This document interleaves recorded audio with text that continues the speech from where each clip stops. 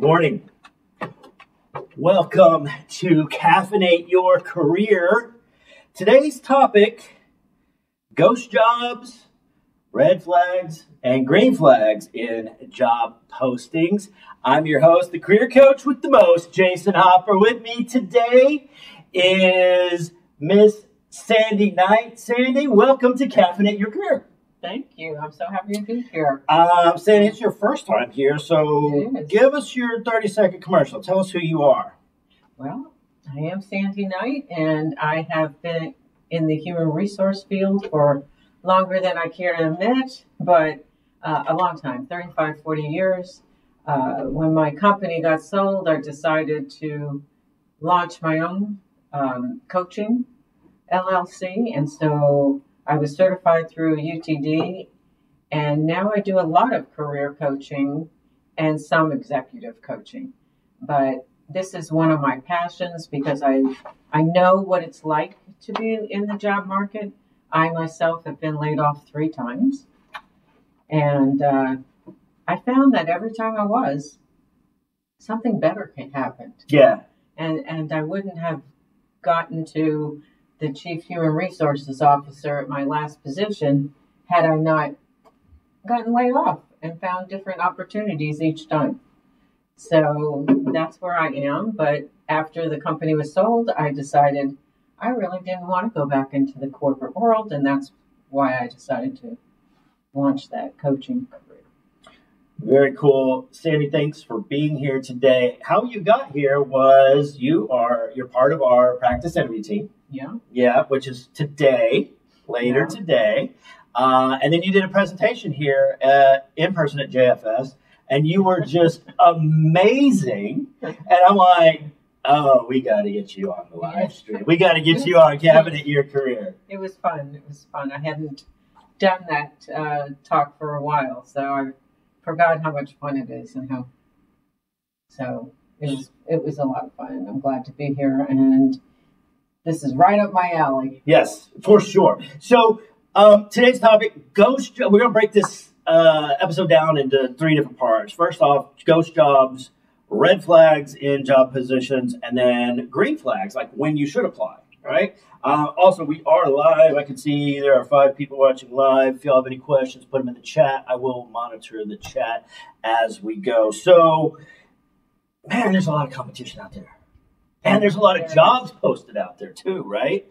So the question then becomes like, how do we know if a job is like actually real or not? Well, that is a good question because as I've researched this topic, according to a recent survey, that there are legitimate companies that are increasingly posting fake jobs.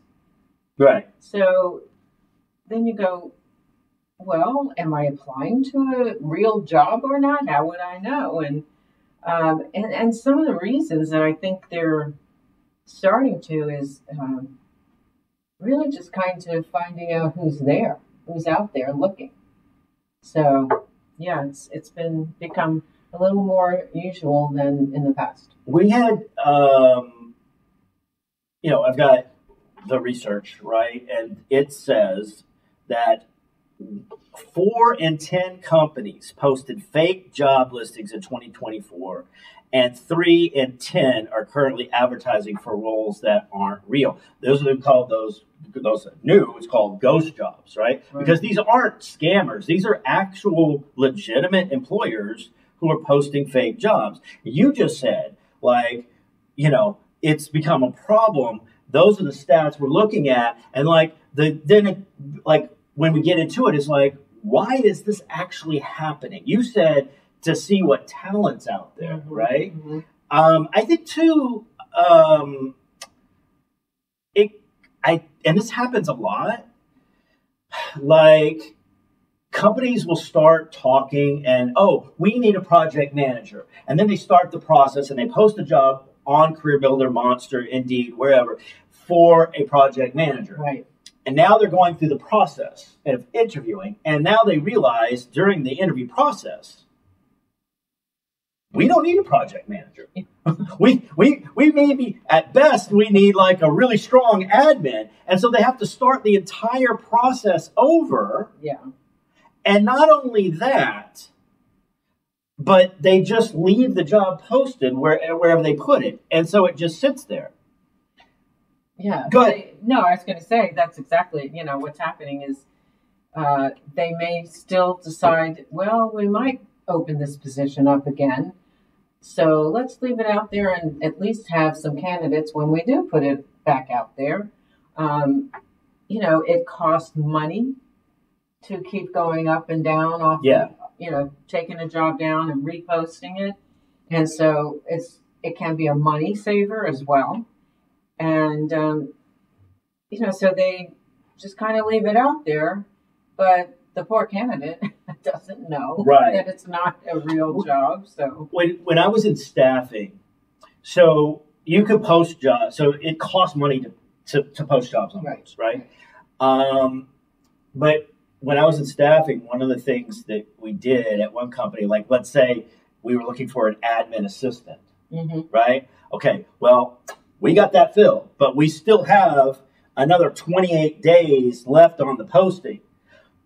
So you can't change the job title. It's one of the things they won't let you do, right? Right, yeah. You've bought the one that you're posting. That's right. And so we would leave that, but then in the body of it, go change it and put in something else, like whatever it was we were recruiting for, right? So it didn't always work, but we still had to keep the posting open because we've paid for it already. So you're saying you would post let's go back to the project manager, but then change it to admin assistant or something like that. So you'd leave the title, project manager, right?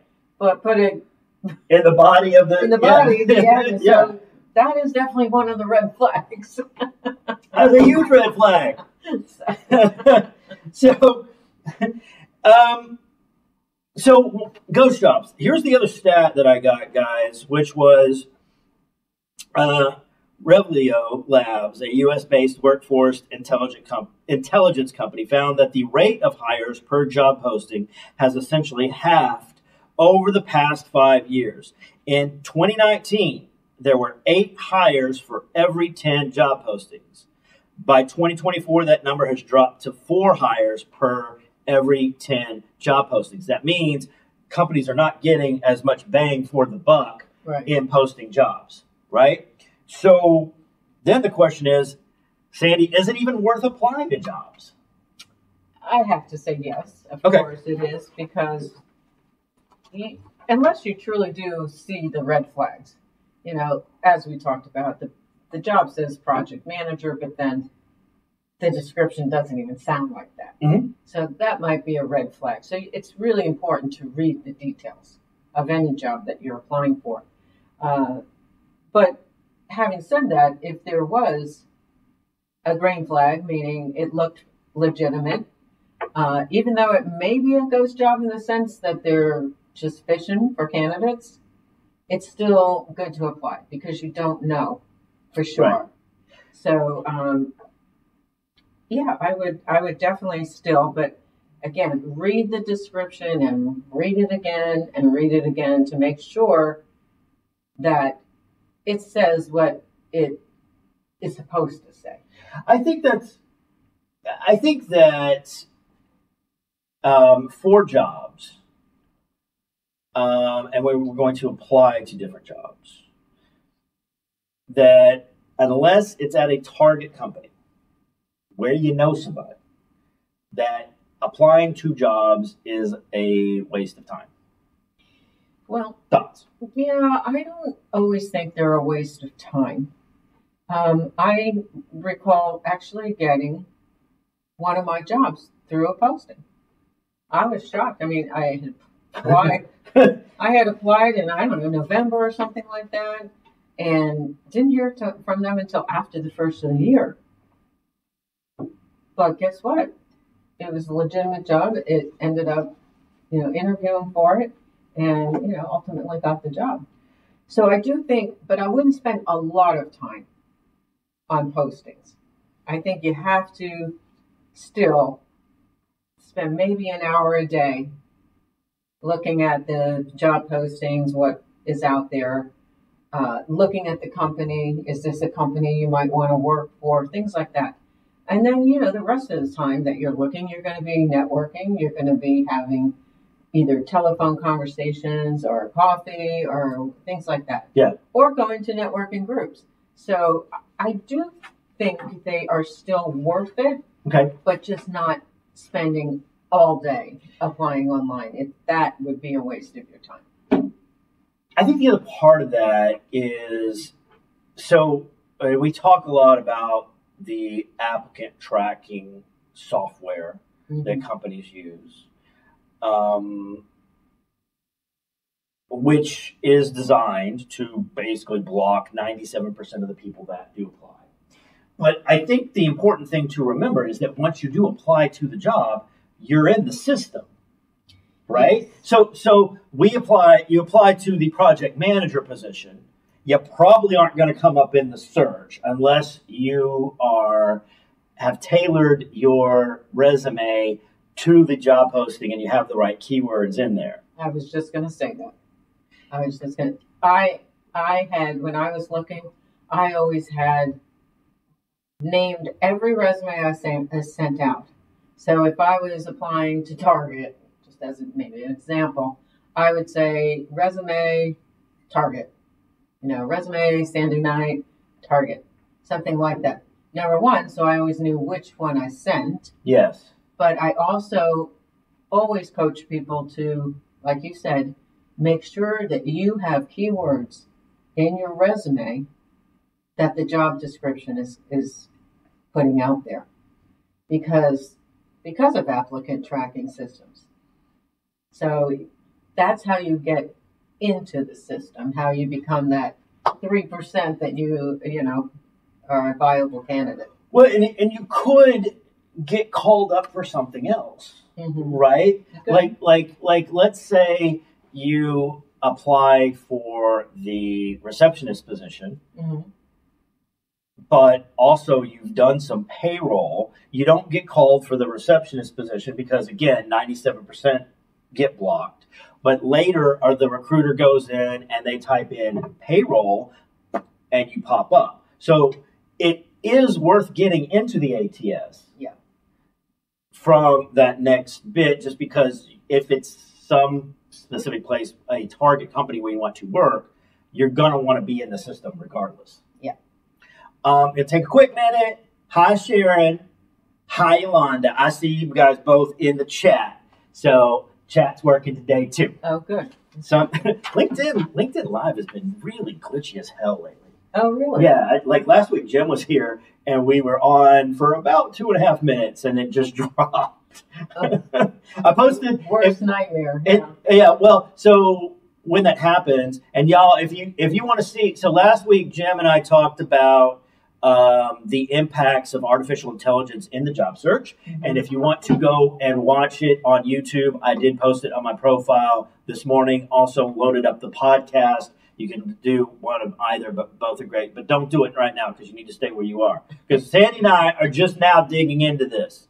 Because the next thing I want to talk about, Sandy, and it's like are red flags in job postings. We touched on it a little bit, but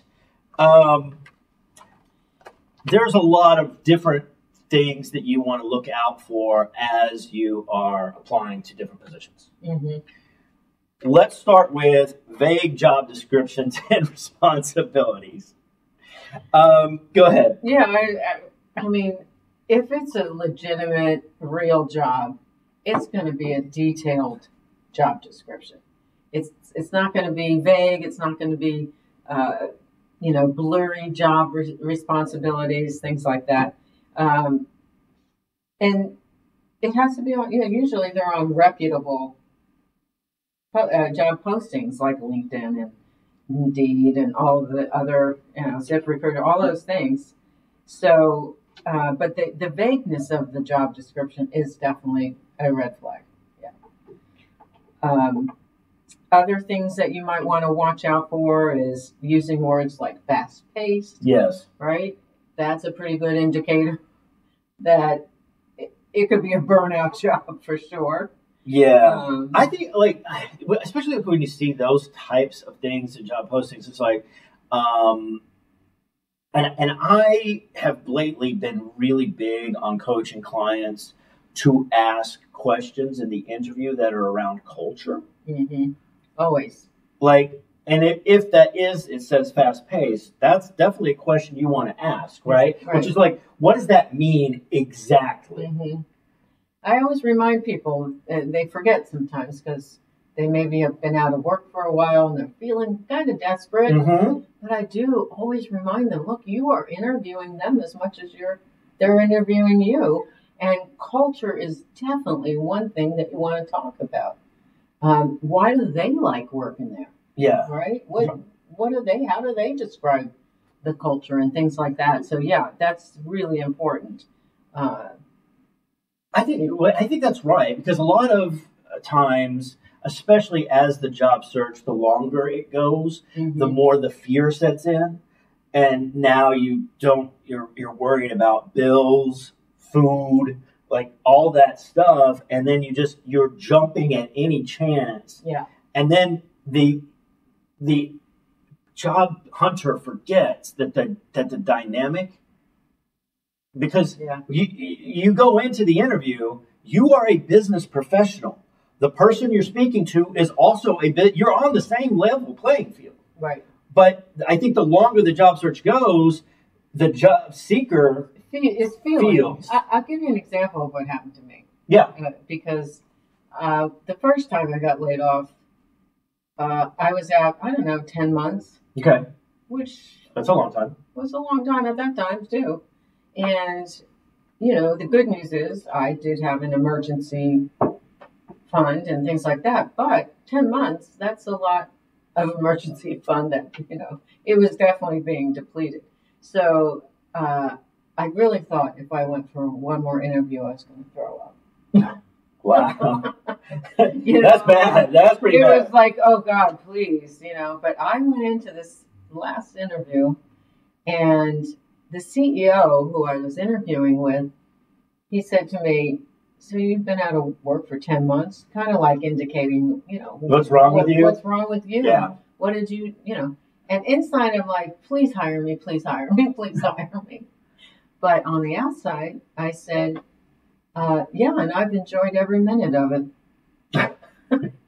I said I planned for it, and I got to I haven't not worked since I was 16, and I got to spend time with my son, who's still in high school. But you know what? I am ready to come back to work. That's a good answer. So how did he respond? I mean, you got the job. I think he was like, oh, Yeah, what are you going to say to that? Like, I loved every minute of it. Like, it's like, I just started. You're number one interview, dude. Yeah. I made it sound like that. Like, oh, okay, it's just another job interview. And yeah, I'm enjoying it. I'm super marketable. You better act fast, buddy. Yeah. That's it's all amazing. About, walking in there with confidence, even though you're feeling desperate. Well, a lot of that, too, it just goes back to the phrasing. Yeah. Right? Speaking of, let's get back. If you see a job posting that has a high-level salary for what would be an entry-level job, that's a huge red flag. Like if it's a position for data, I saw this actually. It was a remote data entry position, and it was going to pay $75K. Yeah. Right? Like remote data entry positions maybe at best pay $15 an hour, which is about $30,000 a year, not $75,000 a year. That's a huge red flag. Well, I do think the ones that post on Indeed the salaries, I do question often. Yeah. Because most people aren't posting those salaries because they obviously want to negotiate.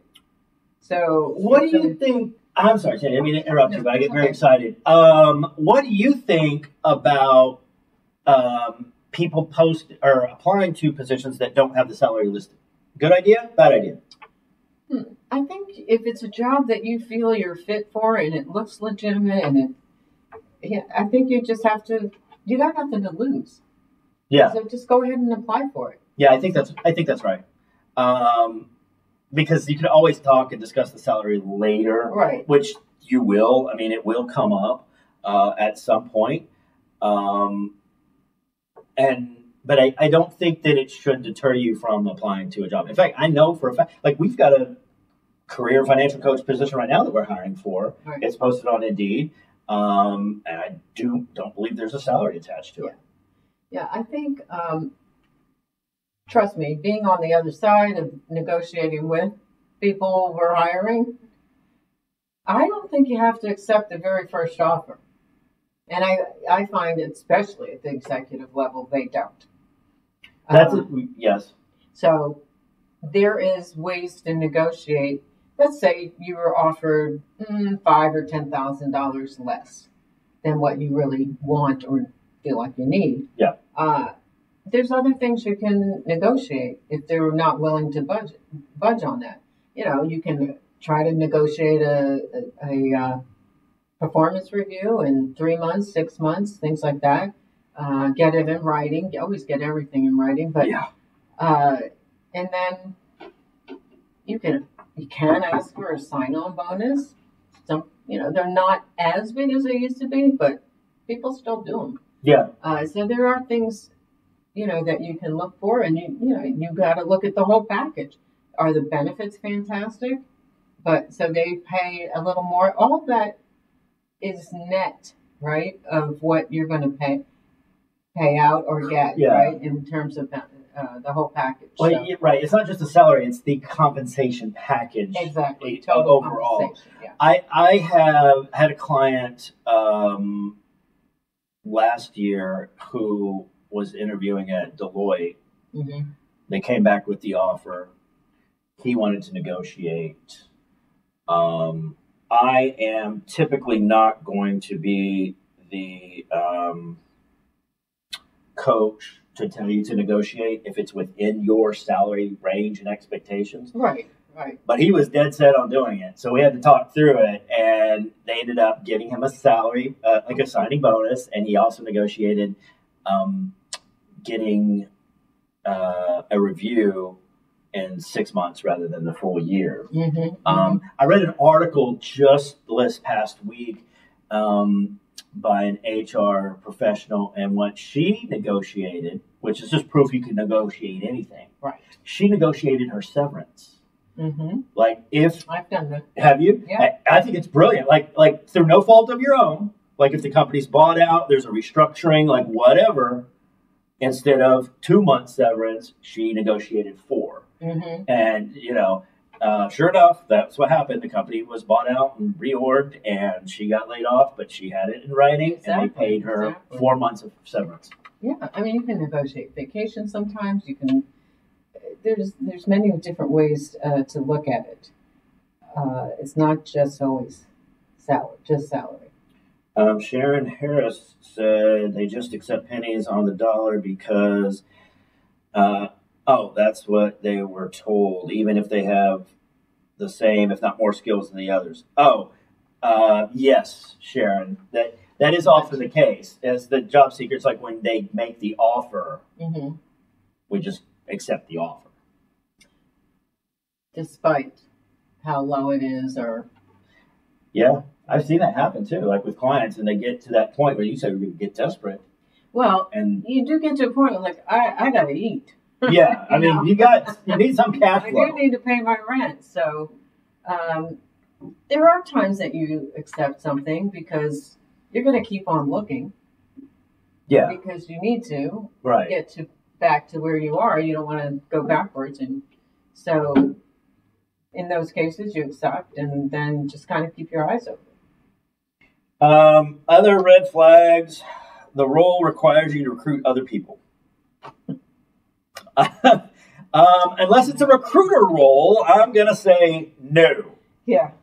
And typically that is a multi-marketing type of Right, offer. right. The more people you get under you, the better off you're going to be. And It's a pyramid scheme. Is Yeah, what that's exactly. It's a pyramid scheme. Like I interviewed for a job that was like that. I didn't realize that's what it was. Talk about the job description was set up for not even business development. I mean, it was more of a administrative based kind of role. I was in staffing, but I'm like, okay. And so I went to go interview for it, and that's exactly what it was. And they're like, oh, you'd be great. You can come back and talk to my boss later. I'm like, no. Thanks, but I'm out. Yeah. And you have to be brave enough, really, to do that. Because you know it's not the right thing. And sometimes you just have to say no. Because it's so far off. Yeah, I mean, when we get deep into the process and the longer the job search takes, I mean, I've seen people just, oh my God, I got the interview. And they're like, why are you interviewing for an acrobat position? Like you're not even bendy at all. Like, why are you going on this interview? You know? And I have had clients who's like, well, I had an interview. Okay. And yeah, it wasn't even like the right fit, but I just wanted the experience. And I'm like, you do know we have a practice interview program here at JF. Like we could do. Yeah, we can help you with that. We can help you with that. We have, so by the way, practice interview guys are, we're doing them now every week. It's every Tuesday at 1:00. I've added one person to the team. I'm probably going to add one or two more. Michelle's helping me out with that. And if you want to do it, I do have spots open next week. It's Tuesday. It's virtual. You can do it anywhere in the world. All you got to do is email me. My email is the letter J, Hopper, HOPPER, at jfsdallas.org. Put practice interview in the subject line, 1:00 Central, and I will get you on the list. Actually, marketing made a nice flyer for us. We're going to have a big push. Oh, good. Yeah, I'm excited. Well, it was coming out. Being one that participates in that is very rewarding. Very rewarding. Well, it also, too, and I don't think a lot of people understand, like interviewing is a skill. Mm-hmm. And the more you do it, the better you get at it. Right now, we currently have 6 people on the team. That's 6 practice interviews that you could do in one a week and upskill so that when you go to an actual interview, you are ready and prepared. Yeah, and everybody brings something different to their skill set in terms of interviewing skills. So there's actually you get a lot of I actually have there's actually a for people that are nervous about it. Mm-hmm. There's an order I put them in. Oh, okay. Through the team. Makes sense. You're at the top. You're at the top. Good to know. Job postings that are 100% commission based. Not necessarily a red flag. I mean, it could be a legitimate company. Mm-hmm. I worked the contract job as a recruiter, and it was 100% commission based. Mm-hmm. And it was cutthroat. And like, if I didn't talk to my candidate that I brought in, if I didn't talk to them, if like 2 weeks elapsed, somebody else could take them. Like, it was crazy. Wow. And I was there 3.5 months before I ended up finding something else. That would be a good thing to do with that kind of position. Now, a draw against commission or something like that, it has at least you're guaranteed some salary. You got to make it up in your sales, but still, you know you're going to get something. Yeah, you should. And like that's actually how I started out in recruiting. I was an admin at a staffing agency. It was a boutique firm. We had 8 recruiters. Mm-hmm. Mostly recruited HR, and I was the admin. And part of my job was to take the job posting that we had and get on Monster and Career Builder and try to find a match. And if it matched, I would hand it off I thought it matched, I would hand it off to the recruiter. Right. And if they made a contract placement, I got like $50 bonus. If they made a permanent placement, I got like $150. Right? Yeah. And finally I realized they were making a lot more money than I am. And I went to You small said, "Why am small I company. doing Yeah, that?" I went to the president. I walked in his office. I said, "Hey, you need to teach me how to recruit." And he goes, "Why?" And I had my spreadsheet that I keep for bonuses. I slapped it on the desk and I said, "That's why I got that part down. Teach me the rest." And he laughed and he goes, "I was hoping you wouldn't catch on to that for another few more months." And then what the deal was, like we said, because everybody in that place in the shop was working commission. Yeah. On a draw. The deal we worked out was he would take more of the commission. I would still get paid salary, be a recruiter and the admin. So I was doing double duty. Oh, wow. For a while until I just transitioned into the recruiting role. Yeah. Right. I love this. All caps. Work from home. Earn $$. So some things that you guys need to know out there is most companies right now are on a hybrid model. Yeah, I would say that's true. Yes. In fact, I just a month ago spoke to a regional manager at a staffing agency, and I asked, "How many remote jobs do you have?" She goes, "We're working on so many jobs, only one of them is remote." You mean 100%? Almost. Yeah. So, know that going up front is most companies are going to want you in the office at least a few days a week. Oh, yeah. And I think it's going to move into full-time again. But I think it's suicide, though, if they do it too soon. But some companies are getting back to the 5 days a week. I'm seeing more of it. I'm seeing more of that, too.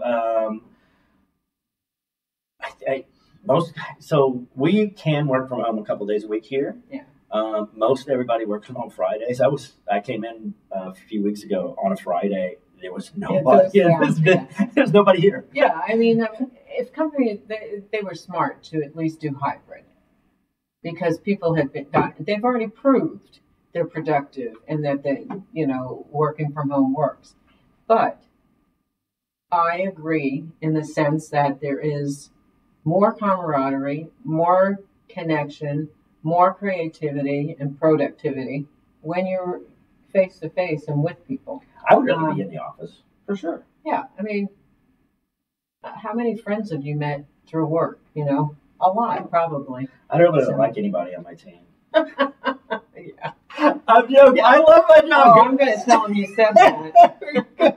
I think I'm funny. I would prefer to be in the office and see my immediate team. But if I have a client that cancels on me or something, I'll just go and desk bomb people. We just go walk around and be like, right. You don't get to do that on Zoom. That's right. That's right. I can't just go wander off into somebody else's office. Yeah. So I like it more. The other red flag, before we move on to green flags, a lot of typos or grammatical errors in the job post. Oh my gosh, if they can't, I just saw this the other day, and I thought, if they cannot spell in their job description correctly, I would run like the wind. It's just not a good sign. It happens sometimes, but if there's more than one, I mean maybe one. But that should be rare itself. Rare, yeah. Right? Rarity, yeah. It shouldn't be that, there should be, more than a couple. Yeah. I mean, this is a professional organization, right? And I think, if there's a lot of grammatical errors or typos, it's just not even worth looking at or applying for. Yeah, somebody's not checking their work. Clearly. Scott Butnick says, Scott is also on the interview team.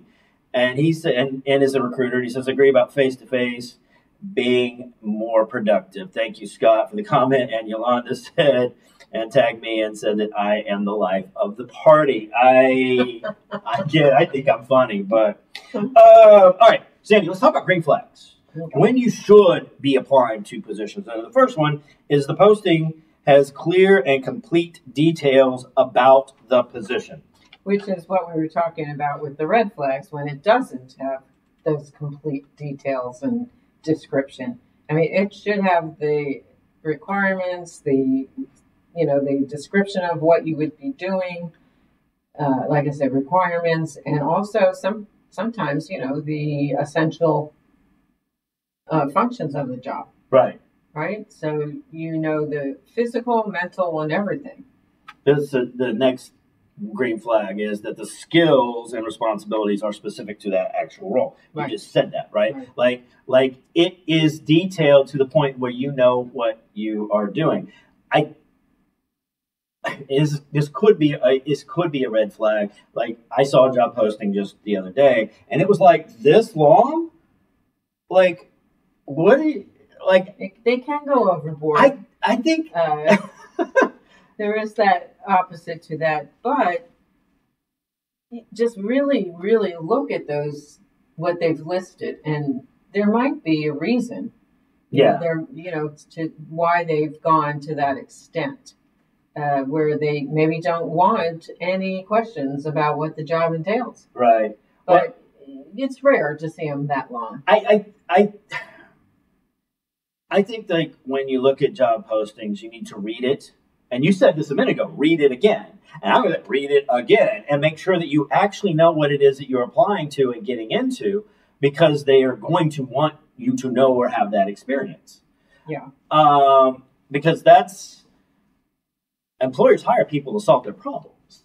You have to know what the problem is that you're there to solve. Right. Or it's just not going to work. So make sure that you understand the reason why you're applying to the position. Right. And that you truly understand the requirements. Right. So I always tell people to dig into those requirements. And if you have any questions about it, you need to ask. Deborah said, I love the idea of developing relationships over lunch. Deborah, me and my team eat lunch every day together. There you go. Yolanda said, job postings stay detail-oriented in the job description, yet they contain misspellings and grammatical errors. That's definitely a red flag. Thank you, Yolanda. I think it's important to do your research on the company. Like, how long have some of these people been there? Right. Right? Because usually, if people are there for multiple years, the company has a pretty good culture. Yeah, but also look at what they're posting online too, like on LinkedIn. Yeah. Are they celebrating employees' accomplishments or service, or what are they doing online? Yeah. If you don't see them online at all, you might have questions, but I think companies that truly have a great culture and really want to celebrate employees' accomplishments are out there posting milestones or service, milestones, things like that. So I think that's correct, especially because a lot of companies want to make sure that the brand is on point and that they are mostly having a positive image and brand. But I think that's correct, and you're doing your research, and I think it's a good idea to look at Glassdoor. But with a grain of salt. With a grain of salt. Only because I know from the other side, from the human resources side of things, sometimes you can kind of tell who it is. And you're like, well, no wonder they wrote this. They were very disgruntled, and nothing was going to make them happy, right? There are people like that, believe it or not. But I've worked at companies before as an on-site manager where I'm in the department meeting, and they're like, guys, we're getting a lot of bad reviews. Can some of you go out there on Glassdoor and write a good review for us and say that we're a good company to work for? And I'm like sitting there like, oh, this is, we're actually doing this. Okay. Yeah, and you're actually asking me to say something nice. And maybe inside I don't necessarily feel that way. Because Glassdoor ratings do matter. Yeah, for sure. They do matter. People take them seriously. I think the ones that are writing positive things usually are genuine. But the ones that are writing negative things, they are the ones that have left the company, or they're about to, or and they're just spewing, and you just never know what's behind their unhappiness. Yeah. I mean, you're correct. It could be that, they violated a huge company policy, got terminated, and they're mad as hell. But it's like, it's your fault. Yeah. You were the one that embezzled over $1,000 in stealing pins from the company. Like, that's not. Yeah. Or falsified something or whatever. I think like when we get into doing research, it's always a good idea to do those informational interviews, or I say virtual coffee, just because if the person in the role is not in a interviewing role, they're like, oh, man, interview. But like, everybody understands what virtual coffee is. Where if you grab somebody in the department you're trying to break into for 20 minutes, ask questions about culture, why they like working there, why they not like working there. Yeah. And I would say if you get that, somebody saying yes, they will agree to meet with you, I would always keep it to no longer than 15 minutes. Because people, if you say, could I have a 30-minute conversation? Like, I don't have 30 minutes to talk to somebody I don't know. But 15 minutes, yeah, I could probably. So I think you have to just, and then if it goes longer, you know it's going well. Right. Right? So you have to be, it's a fine line, but when you do get someone to agree, I think it's really important so they know that you're really not asking for a lot of time. I think that's right. I think it's right, but also make it about them. Mm-hmm. You know, Jim always says, like the person that does the most talking walks away thinking they had the great conversation with somebody. It's like, really? Because Sandy didn't say a lot. Yeah. But they think that they did. But if you just keep asking those questions again and again. Yeah. You know. No, I agree. You want them to talk the most. Yeah. Meaning the candidate. So, Sandy, we're about at time. That did go fast. I told you it would go very fast. I'm not done yet. So, we have the last question of the day is always like the fun question of the day. And so, there is a lot of really good TV on right now. I'm so stoked. Like I think it's next week, Yellowstone is coming back. Is there any particular TV show you're obsessed with?